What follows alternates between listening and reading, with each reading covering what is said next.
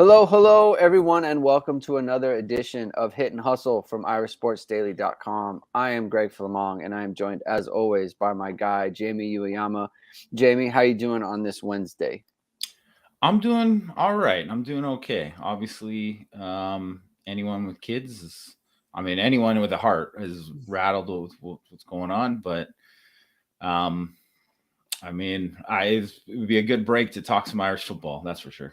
It is true. It hits different once you have kids. You have children and stuff, and so things like this happen, and it's obviously very difficult.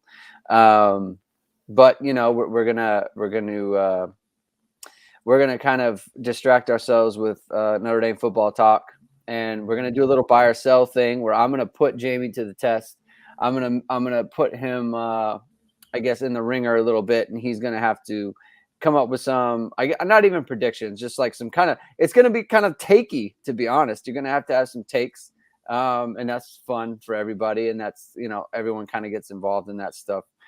And I wanted to start by highlighting an episode or an article that Jamie wrote. I think it went up yesterday on the site. Yep. Asking everyone to pump the brakes on USC. There's been a lot of USC hype. ESPN had USC. I think it was number 4 in their little ranking thing. Or way too early rankings. Yeah. Way too early rankings, and yeah. So I guess we'll do the theme: buy or sell USC in 2022. Jamie Uyeyama, let's hear it. I guess I'd say it depends on the context. Buy them as a top 5 team. No, they're not. I don't think they're anywhere close to that. Anyone who added, I don't care who you add. Anytime you add 20 transfers, literally they have 19 transfers they added. And they'll probably do more. They're probably going to do more, right? And maybe some of those guys would be good players, but that's just not a way that you're doing that for a reason. It's because you have a lot of holes on your team. And, and obviously some of those guys are going to fill holes. But, could they maybe win the Pac-12? Yeah, for sure. They could win the Pac-12 because, I think the Pac-12, this isn't a great year. We don't know what's going to happen with Oregon. Their schedule is pretty trash, man. Their schedule is super easy this year. They miss what the top teams would be other than outside of Utah. Yeah.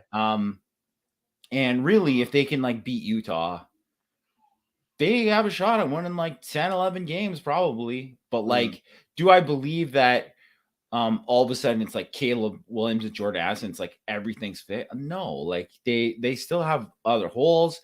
They've have a ton of problems. The O-line was better than expectations last year. I think they'll probably be pretty good again this year if they stay healthy. But if they have one injury, they're in trouble. That's kind of just how they've recruited, right? So and that's kind of where they're at on most of the roster. And I think Alex Grinch is a pretty decent defensive coordinator. I think he's done I think he showed with Washington State, compared to the talent they had, they way overachieved, right? Yeah. And he definitely improved Oklahoma from being one of the worst in the country to being better.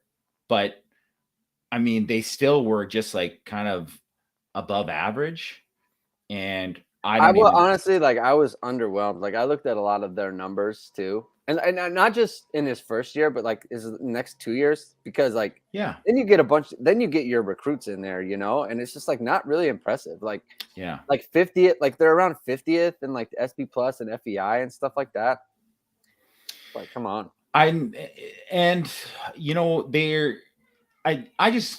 He hasn't proven himself to be this guy's gonna build an elite defense. And at Oklahoma, they should have better talent, and they did have better talent than everybody else in the Big 12, really, on paper. So I don't know. I'm not sold. I think that they'll have a good record, But I mean, there's no way they're an actual college football playoff contender. And if by some miraculous thing they ended up winning the Pac-12 and getting in, they would get smoked. Like, I mean, I'm talking getting 50 dropped on them and just getting destroyed in a bad way. So I'm not buying them in that sense. They're selling for sure. Yeah, and I think there's I think people have talked about it, but it's not being like emphasized enough. Like not getting Bedenbaugh to come over from Oklahoma is a huge thing. Like buy or sell, like this is the worst offensive line Lincoln Riley has ever had to work with. Absolutely. Everyone he had at OU was like really good. Yeah. I mean, they had NFL dudes on it. Line. Yeah. Yeah. And if you think about it, I think Voorhees is a pretty good player. The left tackle is a pretty good player. I mean, McKenzie was pretty good last year, but he's gone. He's gone. And I honestly like, they just haven't recruited well enough for them to, these guys are just plug in. It's not like they don't have like a Joe Ald or a Blake Fisher waiting for them. They don't have that. Yeah. And I would say like, even if you look at kind of where they've recruited going forward and stuff too, like they obviously have a ton of skill talent, right? Like the ton of skill talent that they're bringing in. Those guys are going to be problems for Notre Dame, for everybody, right? But I mean, we're not playing 7-on-7 here. You can't win just that way. And even the Pac-12 gets kind of a rep of like being soft, but I mean, I don't think it is nearly. It's not the Big 12 is a different conference than the Pac-12. To me, there are like some tough teams in the Pac-12 that'll hit you in the mouth, and Utah, especially for sure. I think Oregon under Cristobal. I imagine the same under Dan Lanning. They're going to be that way. I think UW has always been a team that they'll out physical you and have out physicaled USC certainly. So I don't see. I mean, I think they can win a lot of games, but I just don't think they're going to be very good, even if they win a lot of games. And once they kind of, I do think they're going to be a big threat future, but I'm selling them in 2022. Okay, that's fair. All right, so everyone go to irishsportsdaily.com and check out Jamie's article. You're going to Matt sent me a text right now about. I watch this guy. I don't care. Thanks. You can do the splits, man. Show me something with pads on, bro. Like, I don't care. Remember Chris Stewart did the splits for Notre Dame? Everyone's like, whoa, man, this guy. Chris Stewart did the splits. Who was it that jumped out of the pool? It was the linebacker. Oh, I can't remember. It was the linebacker who was he was Illinois. God darn it. Steve Filer. Filer jumped out of a pool. Like I don't care about that stuff, man. I don't care about any of that stuff. Can the guy ball, right? Yeah. Like that's what I care about. So yeah. All right, so let's get to the spicy Notre Dame takes here, because we've got some fun ones. And look, we cannot do a show without making reference to Dante Moore. And first of all, I have a problem. All right, before we get to this, all right, I have a problem with everyone on the message board and everything who wants to pretend that they're tired of this recruitment. Like, stop lying to me. Okay? I know. They clicked on that article. I'm not tired of this. They jumped to give their 2 cents of what they thought about it. Do not lie to me about being tired of. You are not, because look, here's the thing. We're talking about recruiting regardless, right? Whether he's in the class or whether he decides tomorrow or whatever. Like, then we're just gonna talk about some other recruiter or some other player or some other recruitment or something else like that. Like, it's hard because no one knows. It's like there's no timeline. It's unpredictable, and everyone hates unpredictability. Like, no one likes that. And so it's like, oh, I'm done with this. Like, I don't care about this recruitment anymore. You absolutely do. Any update you find on Dante Moore, you will click on it, you will read it, and then you will pretend that you're off it. Like, please don't. You are not off it. All right. And that's fine. You don't have like, honestly, I don't think anyone is wrong for being into the weeds on him or anybody else. Right. But just don't, Don't pretend like you don't care. I don't yeah, care what happens down. I don't Yeah, you'll care. care if they land him. You'll I'm care if done. they land him. Yeah. I'm done. Yeah. All right.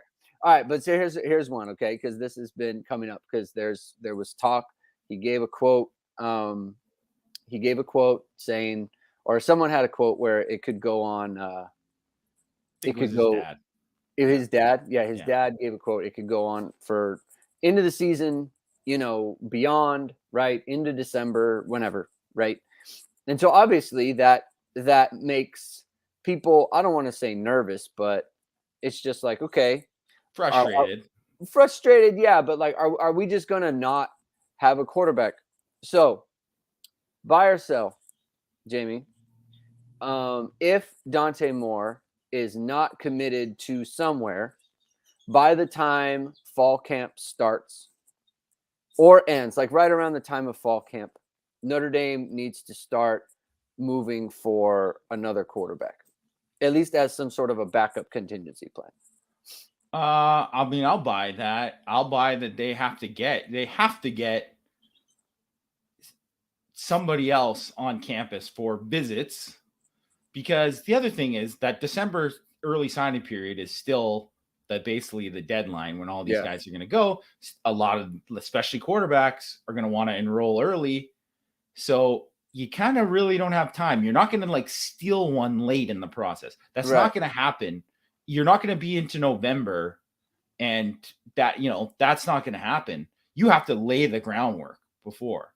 And I mean, for all we know, like Tommy Rees is laying the groundwork right now, and that could just be happening. But like, I think it's, just you have to. I just don't think that you can end up getting no one, because I think if the way you look at it this year, so let's say if it kind of goes as chalk, and Buckner becomes the quarterback, Drew Pine is the backup, he's going to graduate and then transfer out, try to play somewhere else. I think that's pretty fair. If he's the backup this year, that's pretty fair. That's probably reasonable expectation. Yeah. And then you have Steve Angeli and Ronnie Pallis. And I mean this in no disrespect to Ronnie Pallis, but he is never going to actually play for Notre Dame unless something goes terribly wrong, right? He's just not at that level. Like he's essentially like going to be a practice quarterback for Notre Dame. So it's like kind of having like Montgomery Van Gorder, or someone like that, or Nate Montana, or whoever, right? That's what it's essentially like.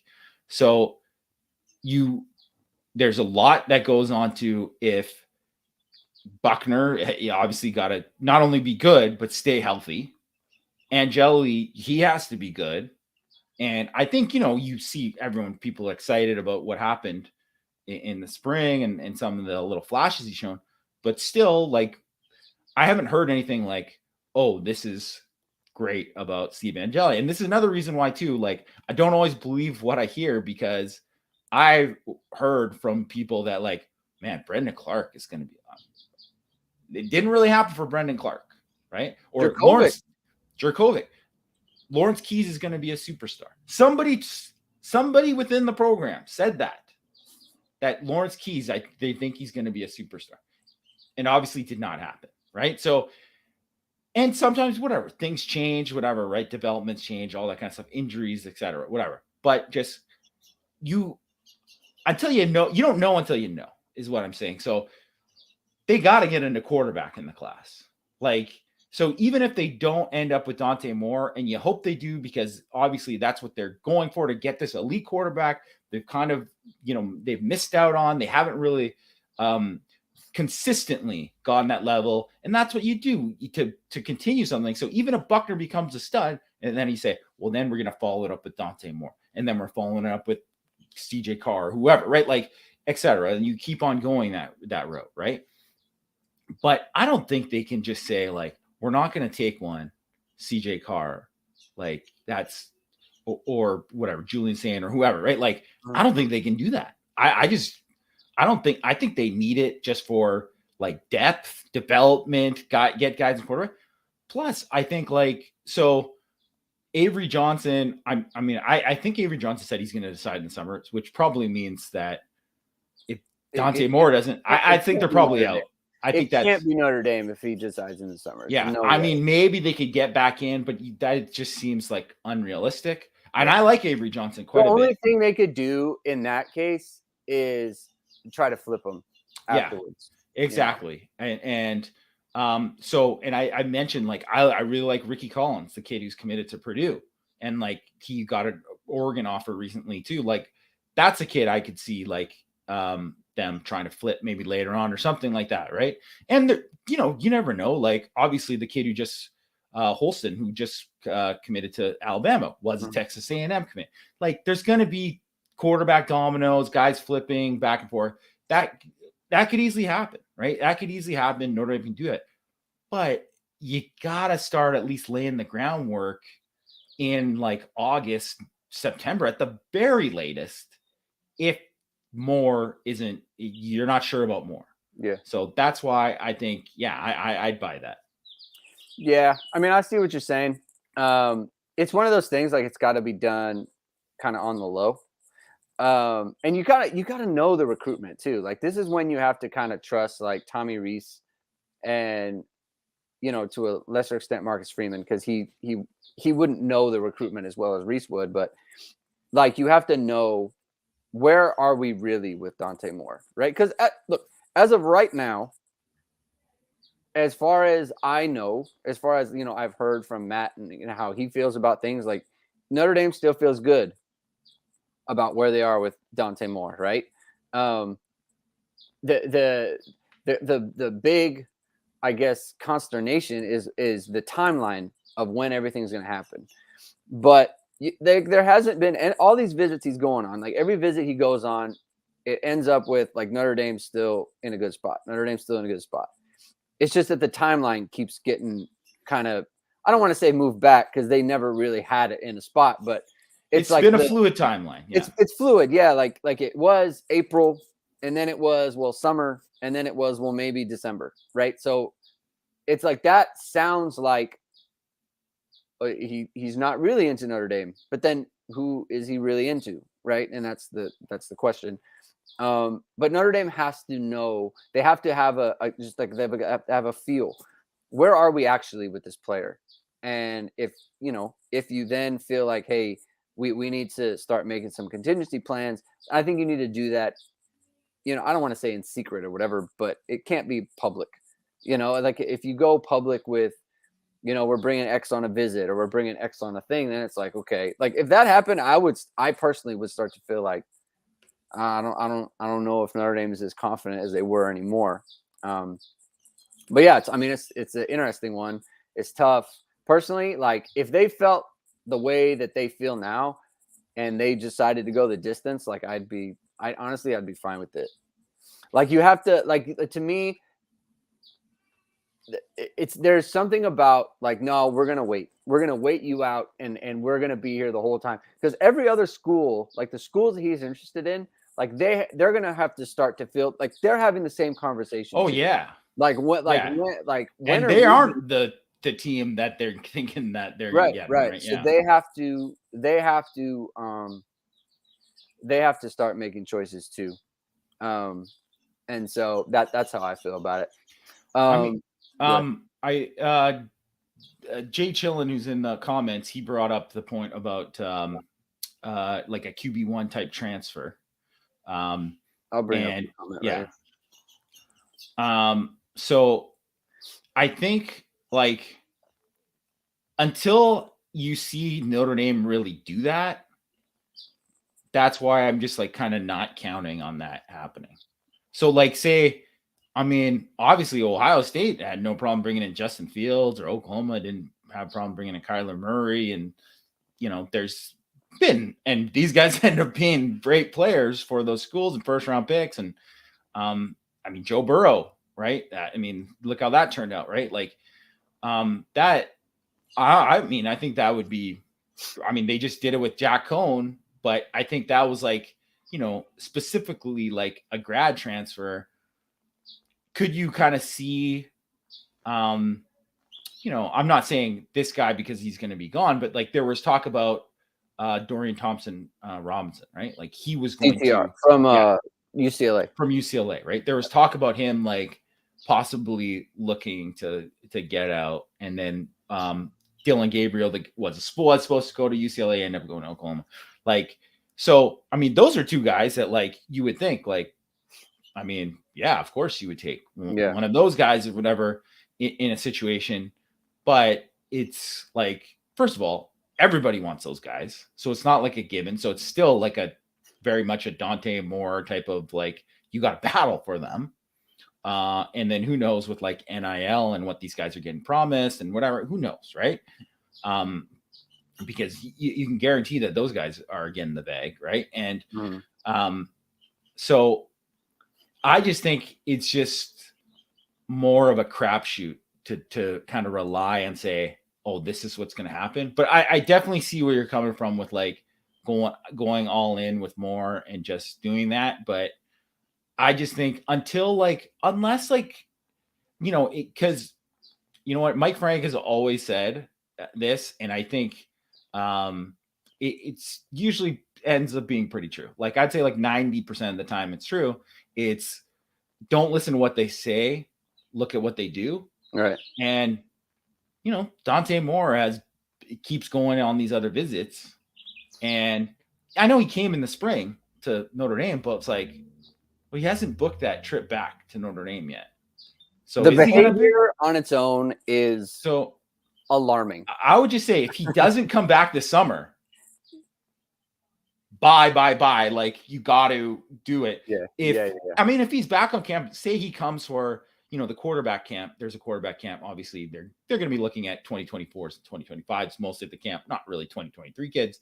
But like if he comes to that camp just to work with Tommy Rees, to me, that would be like a lot better than even him coming on, the June 10th official visit that everybody wanted him to come on, or June 17th or wherever, right? Like that would be more important then. But I mean, haven't heard that yet.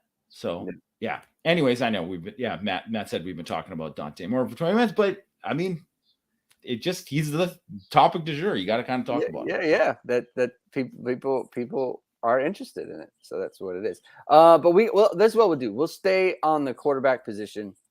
Because that's my next buy or sell for you and it's about Tyler Buckner. So let's do buy or sell.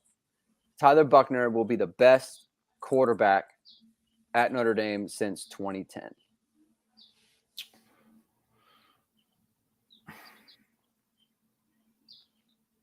I'm gonna buy it. Let's go. I know. I think it's sell it. Sell it to me.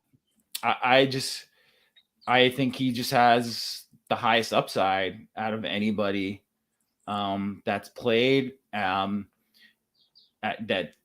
Notre Dame has had at the position. I think he's already shown that he can be, obviously a dangerous guy in terms of his dual threat ability. And I just think like the ceiling there, because if you look at Ian Book was the best guy.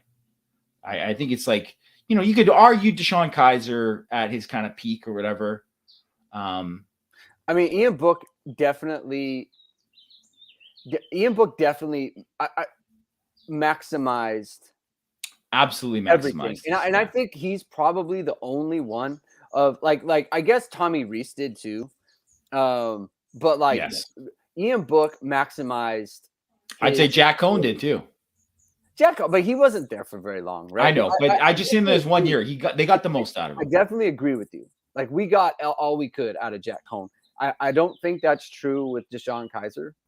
It's definitely not true with Everett Golson. It's definitely not true. I mean, Malik Zaire, it's just that was injuries, but it's definitely not true of him. And it's not true of Brandon Wimbush. So I think that's the thing with Ian Book. And so the question is, like you're talking about, like, will we get that from Tyler Buckner? Like, will we see the best of Tyler Buckner. And if you're talking about the upside, then I'm going to say they're going to he see the would be best out of him, and I think he's going to be great. See, because the thing that has people kind of leery about him is the passing and the throwing motion and all those other things.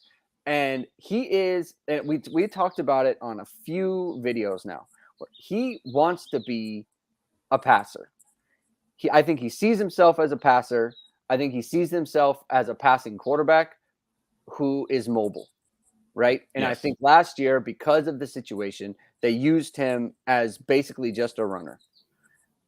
And I don't think that's who he wants to be. I don't think that he's planning to be that kind of a runner, right? Like, I don't think he sees himself as like Brandon Wimbush. I think he sees himself as, I don't know, Baker Mayfield or someone who wants to stand in the pocket and throw. And that's how he was as a junior.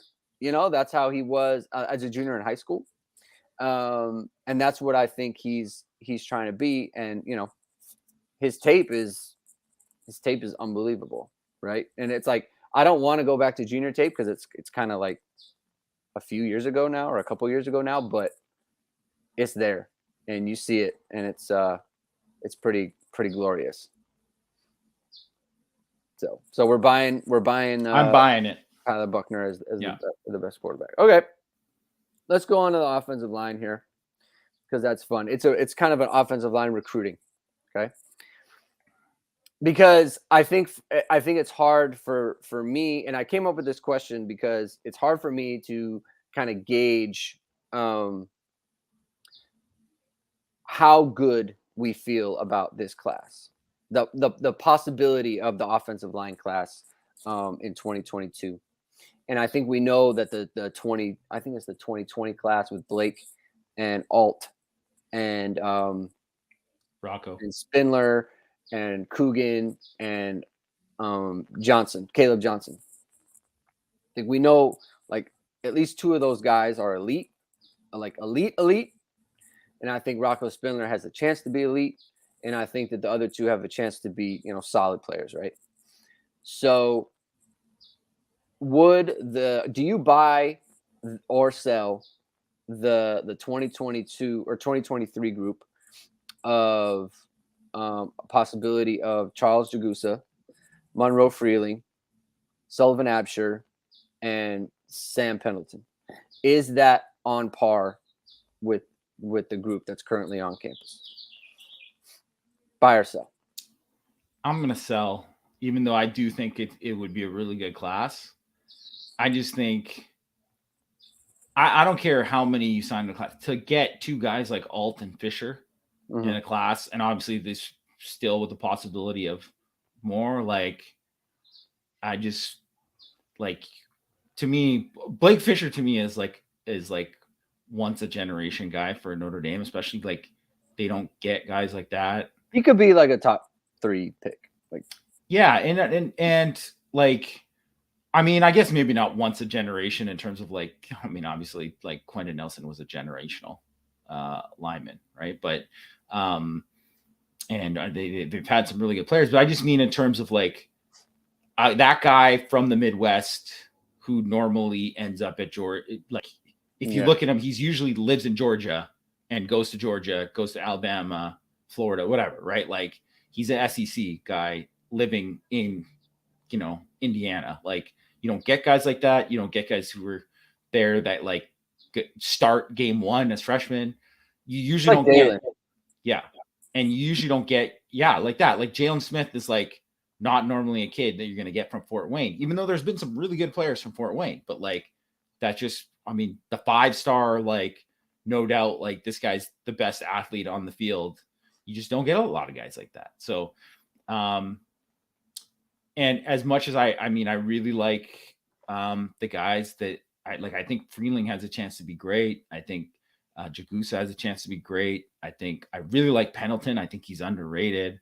Absher, I think is got, a really, really high ceiling. I like what they could do with the class, but I just don't think like just the level of those guys. I think both those guys could be first round picks, and you just don't sign too many classes where you're going to get 2 first round picks on at any position, in the same class. So, and I just, man, I could be wrong, but I don't see, this class producing 2 first round picks, even though I think you could get 4 guys who could all be multi-year starters, that they have that kind of level of talent. Okay. Addendum. Buy or sell the potential 2023 class versus the class that just came in. So Emil Wagner, Billy Strouth, Joey Tenona, Ty Chan, and the center Ashton Craig. I would take this class, like the 2023 class over that class. Although I do think Emil Wagner, I'm very, very high on him. I think he has a chance to be another guy who could be like a really, really high NFL pick. I think Billy Strouth has a chance to be exceptional. We'll see what happens with Joey Tenona. Ty Chan, definitely like could be an NFL player. Like, I think Craig is a guy who could play a lot and be a pretty good player for Notre Dame too. But I just think maybe just like everything like floor and probably ceiling just a little bit higher in the 2023 class. As early as that Lucas Chapman brought up in a thing, like, I mean, they are going to get coached by Harry Hiestand. It's like the Harry Hiestand bump from a coach. Yeah, for sure. But but put it this way. I don't care who is coaching Blake Fisher and Joe Alt. I think both those guys could be first round picks. Yeah. Are they probably going to be the best versions of themselves under Harry Hiestand? Yeah, I'd say so. But I'd say like Jeff Quinn could have stuck around, and I think Blake Fisher's probably going to be a first round pick no matter what. Like, that's just what I think of those guys. So, okay, all right. Let's do another topic here, buy or sell. Because I was concerned about this like next one last year, and you'll see why in a second. Buy or sell, you can win a national championship with the tight end as your best player. I'm going to sell that.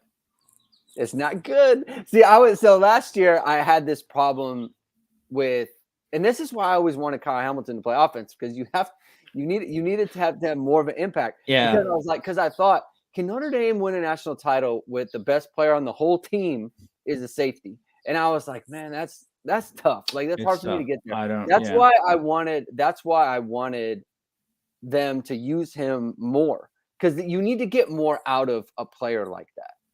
And so like with Mayer, like, because we did the top 25 last week, and we both had Mayer number 1, right? And I think that's correct.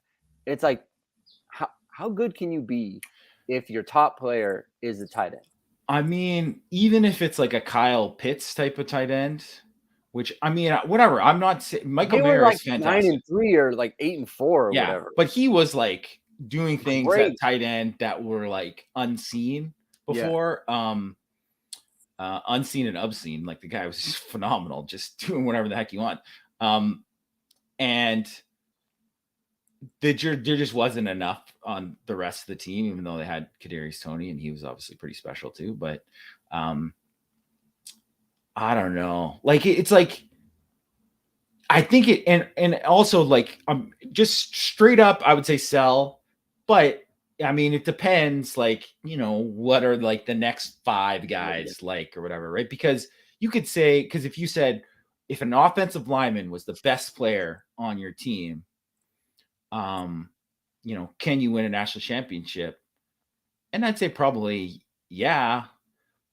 But do you have like 4 other guys that are going to be like, projectable, like top, like, top first round pick type guys, like just elite guys? Like, you have maybe your left tackle's the best player on the team, and he's going to be like a top 5 pick, but you have a receiver who's going to be a first round pick, and you got a back who's going to be like one of the top backs in the draft, and you got a quarterback who looks like he's going to be that, or a defensive end who's like an Isaiah Bosky. You got that man in the mix too, right? Like that.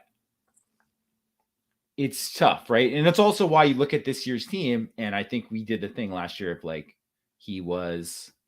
Mayer is the best guy on the team, and I think you could, you like you said, there could be an argument for Foskey, but I mean, as it stands right now, Mayer's the best guy on the team. It's why it's hard to kind of project them past being like a CFP contender rather than an actual national championship contender. Yeah, I'm gonna bring this up. Tim, be careful, man. Be careful bringing that slander to my Tim is new to the channel. Tim, I'm telling you, be careful. I'm not. Listen. I'm in a good mood. Tim came in here because he either came in here not knowing anything, or he came in here because he knows you too well, Greg. I know, but I'm just gonna, man. I'm in a good mood, but I'm just saying, be careful. Tread lightly there, okay? That's all. Anyway. I think he was absolutely Notre Dame's best player last year. I mean, like you can argue Kyron Williams, whatever. But I mean, he got picked 14th. Like, what is there to talk about? I don't know. Yeah. Anyway, by the way, the Ravens are quickly discovering it's very fun to have Kyle Hamilton on your football team. You can have a pretty awesome secondary. Yeah, pretty awesome secondary. All right. Speaking of, let's stay on the defense here. Buy or sell. The 2022 Notre Dame defensive football team will be better than the 2012 Notre Dame defensive football team. Go. Whew, oh man, this is tough because it's really like, I know it's like a decade apart, and maybe that doesn't seem like a lot, but it's like it's really different eras. Because if you plopped 2012 onto playing 2022. I think they would have a problem because they'd just be too slow and don't really have enough speed at certain positions. Let's just think about it in terms of, because like the 2012 team at the time was considered like elite in the nation. That's how they were considered.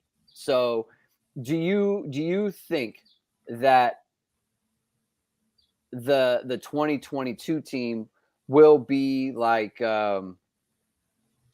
considered like in the same way, if not higher? Like, will we regard them as like this team's better than the 2012 team? Just without metrics and like thinking about like, all the other stuff that's kind of hard to account for. Yeah. I'm gonna sell it. Just because I think that I'm changing it. I'm gonna buy it just because I think overall front seven depth is better. Obviously Manti-Te'o was just phenomenal that year for Notre Dame, but I think if you look at the linebackers as a whole, you just take this group over that group. And I think pass rush wise, even though that was a pretty good pass rush that season, obviously Stephon Tuitt had a big year, but I just think overall there's more guys who can consistently win one-on-one. So I think because of like front seven, I would take that. And then if you go back and look at that secondary, obviously like they had good players. They had 3 guys who ended up being NFL draft picks starting in the secondary. And then Matthias Farley, who was an NFL draft, but who's played in the league for a long time. So that's fine. You'd probably take that secondary over Notre Dame's currently, but I think it's close. And I just think the front seven, so I would say buy. Yeah. So I've talked to you enough, the last, like, I guess, couple months, and I know that you are super high on this defense. And I personally don't know how to feel about them yet. I'm not sure what my hang-up is. You know what? I think it's just like the corner opposite of Cam Hart. I feel like that needs to get answered. If there was an answer, a definite answer there, that's 100% how I'm thinking about it. This is why I will say, though, if you were going into the 2012 season, I mean, corner was going to be a problem. They look bad. Low Wood was people were like, Low Wood tore his Achilles, and then he tore they're his in trouble. Yeah. So he was hurt. Yeah. I mean, it's like I think honestly, like Clarence Lewis and Tariq Bracy are both better football players than Low Wood. Oh yeah. And definitely. Yeah. And so definitely. And then Low Wood got hurt. So they had no option. I mean, it would be like if they brought in like Jabrian Payne or Jadarian Price, and it was like, okay, Clarence Lewis is hurt, Tariq Bracy's hurt. Yeah. And how about you take some reps at corner in the summer and we'll see how Price it goes. Is the corner. That is it is actually insane. That is what happened. That is what happened. Yeah. And then he was like really good. So it's like for me, that's the kind of thing that's like makes me think like they have been in worse situations. Oh yeah, way worse. And it got figured out to the point where like they were an elite defense because of all these other things, And you look at Isaiah Foskey, and you look at Jason Ademilola and Justin Ademilola and Riley Mills, and you start to think about what the defensive line could be with the linebacker. And they got Brandon Joseph. You think exactly. Maris has a chance to be a stud. I think Jack Kaiser has a chance to be like great this year. Like I there's certainly a lot of potential with guys like Prince Culley and like I think there's the ceiling there. Like it's funny because one of the things I'm writing about in 6 Thoughts for tomorrow is that like there's so many guys on the team that I was excited about going into spring that I'm like, man, we didn't really hear a lot about them, or I didn't get to see them much because they missed practice or they missed the Blue Gold game or they didn't really make that impact in the Blue Gold game that some of these other guys did. So there's still like kind of a lot of unknowns about Notre Dame, I think, as a team. And we don't need to get into practice access all over again, but yeah, that is a part of it. We didn't see that as much. Right. So, and that's what that's it. But in a way that's made me, and like the anticipation for fall camp is just like as high as it's ever been, because I like really know as little about Notre Dame going into fall camp as I ever had since I've been doing this for ISD. So I'm excited. I'm excited to see, because I think there's a lot of guys that you could say like, oh my God, this guy just had like, it wasn't like maybe he was this close in the spring and then all of a sudden the summer he just took that jump. And I think there's a bunch of guys that it could happen for, right? Like I think you brought up Deion Colsey and how Deion Colsey is absolutely a guy that like no one was like getting hyped about him after the spring. Well, he was out for the one open practice and he didn't really have a big impact in the spring game. I mean, that doesn't mean that he couldn't come out this summer and be awesome, or like a Tobias Merriweather steps in and does whatever, right? So there's just a lot of possibilities there. And I think I'm as excited about what I know about the defense as I am about like just the possibilities of everything, the potential there. Yeah. We're still going here, but I just want to point out, I just want to say, we got about 90 something people in watching the video right now. We appreciate everyone tuning in and listening to us talk about the Notre Dame football team. If this is your first time, hit the subscribe button, hit the like button. Stay with us for all the shows that we got coming up. We're going to be doing a lot of stuff over the summer and everything, into the off season, having a lot of shows like this where we're just kind of riffing on different topics and talking about the team. So we appreciate everyone who is tuning in right now. And so yeah, thank you for everyone for being here. We'll keep it going. I want to hit it back on recruiting a little bit. Lucas Chapman, man, hey, I appreciate you. You know what? I don't recall you ever being on the show before in the chat room. Your energy is awesome, man. I appreciate it. Yeah, thanks, Lucas. You're doing a great job today. Let's hit it back on recruiting one more time, because I think that, we saw Rodney Gallagher commit to West Virginia today, and when we did our dream class a couple weeks ago, our dream class show, Rodney Gallagher was in our dream class at wide receiver, and now he is off to West Virginia. He is off the board, and I think that, I guess, in the last couple weeks, or like a few weeks ago, everything was kind of like, with recruiting, was on the up and up, and everything is still going well. I'm not trying to say it isn't, but we have been operating under the assumption that whoever Notre Dame is in for, or whoever Notre Dame is, I guess, a major player with, like, oh, we're going to land him, right? And that's not how recruiting works, right? So it's just, I guess, but I'll just do this. So the buy or sell, Notre Dame finishes with a top 5 class in 2023. I'm going to buy, but I think it's going to be like 4 or 5. Right. That's the way I kind of see it. I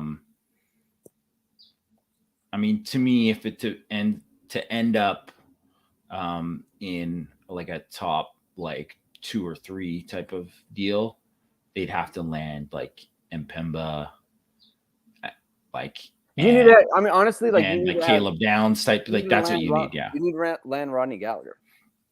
Probably. He's like around 100. Yeah. I mean, just like from where the recruiting services work, like how it works, like you need players like that, right? Yeah. So, like, if you land Greathouse, you have 2 top 100 caliber players. Notre Dame's been in that position before, especially at wide receiver. You get 3, then that's something different. But yeah, so I'm asking because it does seem like, I guess it would be a good idea for fans to kind of like warm to the possibility that, like, we're not going to land everyone like Rodney Gallagher, or like, everyone who had a good visit, right? Like, that's not. Some of these things could go like a different way, like the Richard Young thing. Like, people are getting a little bit too excited about it, I would say, about Richard Young. Like, well, don't get me wrong, it'd be like, he you don't know about him, and then he sets an official visit, and it's like, whoa, no, and that is great. It's great. But then I see some people being like, man, imagine this guy. I mean, Cedric Irvin committed. I mean, they're getting Young or Jeremiah. It's not done. You know what I mean? Like, that doesn't mean it's done or whatever, right? Like, and I mean, I do think they have a good chance at Jeremiah, but I mean, I just saw the other visits he set up. He's going to big time places. So it's like, it's not, it's big boy recruiting. You got to, I mean, that's who you're battling out for these kids, right? So it's like, if they don't, so imagine they didn't get Gallagher. And what if they don't get like Jeremiah Love, right? And it's like, well, then that takes them down, I think. So it's just really hard to get like a top 3 class. It's really, really hard, right? So I think it's entirely possible, but it's not. Things kind of have to break their way, and they definitely have a chance. And then there's also like, okay, so like Jordan Hall, that was not a name that was on the radar of a lot of people, but all of a sudden he sets an official visit. So it's like, before it was like, well, I mean, Notre Dame's got to land Osbury, right? Yeah. And if they do that, then it's like, okay, well, then they're set up there. It's like, well, now if they don't, what if they landed Jordan Hall instead? Like, if you stack up options and then you don't get this guy, but you get this other guy or whatever, right? Like, I mean, that is how you end up with like a top 3 class, right? So that's the way it's kind of has to go. And Notre Dame just really hasn't had to go to like plan B kids, really. And so far in this class, like, where even if you look back on just recent years, you would look at, there's a number of guys that were just offered during the May evaluation period that ended up in the class for Notre Dame. And there's there might be one or two guys that end up for this class, but I would say probably like that would be the most, I would say, because most of the guys are guys that Notre Dame has locked in on for a long time. And there might even be guys that like Notre Dame offered way before, like a Jordan Hall, where you're like, man, I didn't think Notre Dame was really in it. And then they're going to present itself. So, I mean, we'll see what happens. Yeah. It's going to be an exciting time. I just kind of wanted to bring that up because I feel like, we do need to come down a little bit from the recruiting standpoint. I'm going to end it with this one because it's actually I was going to ask this anyway, but David Solomon brought up something about Charlie Jones, the receiver from it was from Iowa, who just entered the portal. Buy or sell, Notre Dame brings in a receiver via the transfer portal. I'm buying because if anyone who's been following it lately, like it wasn't like everyone talking about, May 1st, deadline went, right? Like, no, guys are still going in. Grad guys are still going in. There's definitely like, this is the time too, in between. It really June 1st is more of like the real deadline for a lot of guys because guys got to end up going to school, right? They got to get into school, and a lot of them want to get into summer school. So it's like, they got to kind of figure it out. And even if they want to go somewhere just for August and not take the summer school or whatever, I mean, you want to get on campus as soon as possible, right? So I'm sure there was like, I don't know. I don't know for sure, like with Charlie Jones, like what the deal is. Like a lot of guys go in the portal and you're like, man, Notre Dame should reach out to them. That guy's already got somewhere like set up where he's going, right? That happens a lot, right? So I don't know what the deal is with like Charlie Jones specifically. But I know like that kind of kid who's like a talented kid, also a graduate transfer, Notre Dame will be all over that. And I think they're gonna take at least one guy. But I think obviously it's gonna happen quickly. Like we're just all of a sudden it's just gonna be like Charlie Jones is visiting, or I'm not saying he's visiting. I'm just saying hypothetically, Charlie Jones visiting, Joe Blow is visiting, whatever, right? Like it's just gonna happen that quickly. I mean, they need it, and we've both been talking about it. Like you just cannot. The receiver situation is frankly like USC's offensive line situation. Like they're okay. You get one injury and you're in a real bad spot. And they've got a bunch of guys who have taken injuries before. So they do need to grab somebody. So hopefully, that happens quickly the way that you the way you described, because Notre Dame really needs that. But that seems like a good place to stop. We're about an hour here. That was really fun. We're gonna have to do another one. I'm gonna come up with more buy or sells because I feel like these lend itself to like good conversations where it's like there's a lot we don't know, but you have gut feelings about things, or it's just kind of good to get your thoughts out, especially in the off season. Like that's what the off season is for. So thanks I again, enjoyed it. But thanks again everybody for tuning in. Seriously, we got almost 100 people in the chat today. It was really fun. Like I really enjoyed like watching the chat. Sometimes we can't we don't want to get too bogged down into like one topic and like chat questions that come in. We don't always answer them. But I like that other people in the chat are responding to those questions, so they have a good conversation that way. But again, appreciate everybody for tuning in.